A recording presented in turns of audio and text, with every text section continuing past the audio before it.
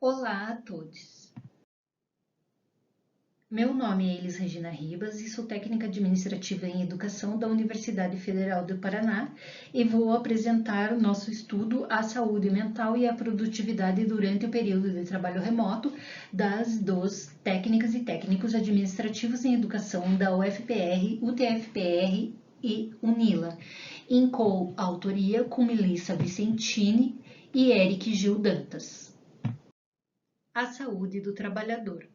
Uma preocupação preponderante das relações de trabalho, quer na modalidade presencial ou remoto emergencial, é a saúde do trabalhador, tema de extrema relevância para compreender como podemos gerir nossas atividades dentro de um contexto de trabalho pós-pandemia.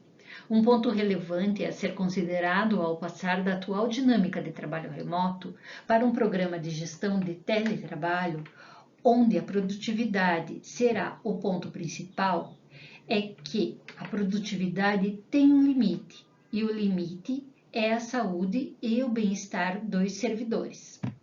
Método. Aplicamos duas pesquisas de opinião com técnicos administrativos em educação, TAI, de 3 universidades públicas federais no Paraná, UFPR, UTFPR e UNILA.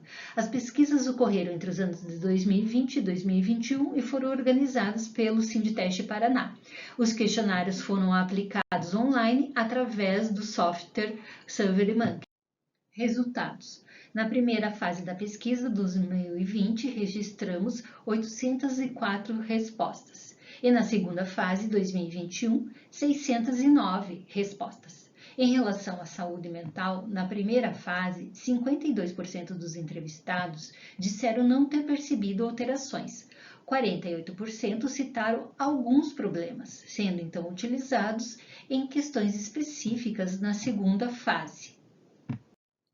Neste gráfico da segunda fase, podemos perceber que 48% relataram aumento da ansiedade, 35% perda da noção de tempo. Outro problema foi 34% desmotivação, 28% sentir uma tristeza acima do normal, 27% relataram insônia, 22% dores de cabeça, e 11% outros problemas. Quanto à produtividade, pode-se observar que não houve, entre as duas etapas de pesquisa, grande diferença nas respostas, embora o número de respondentes da segunda fase tenha sido menor. A produtividade na primeira fase aumentou para 41%, manteve-se para 40% e diminuiu para 19%.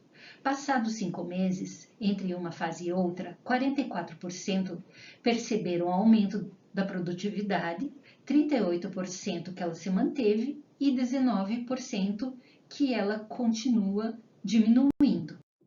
Discussão. As demandas explícitas ou implícitas de chefias, de colegas ou do próprio indivíduo para que haja aumento da produtividade podem estar relacionadas aos problemas de saúde mental observados pelos respondentes. Vale frisar que é difícil separar o gerador do problema de saúde mental do trabalho e da pandemia, situação que trouxe também o isolamento dos colegas de trabalho e da instituição.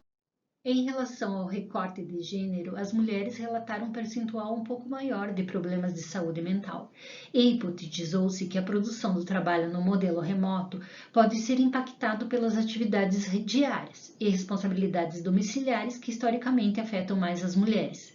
Se o trabalho realizado de maneira remota não diminui, para a maioria dos respondentes e as jornadas de trabalho se misturam com as jornadas do ambiente domiciliar, há que se pensar em que situações de desgaste físico e mental essas trabalhadoras se encontram.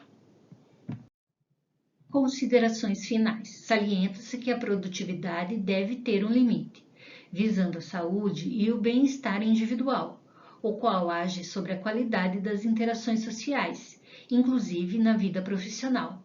Os bons parâmetros em saúde mental, com estímulo ao autocuidado do profissional individual e dos colegas de equipe, devem ser uma das metas cobrada pelos TAI junto aos gestores das nossas instituições.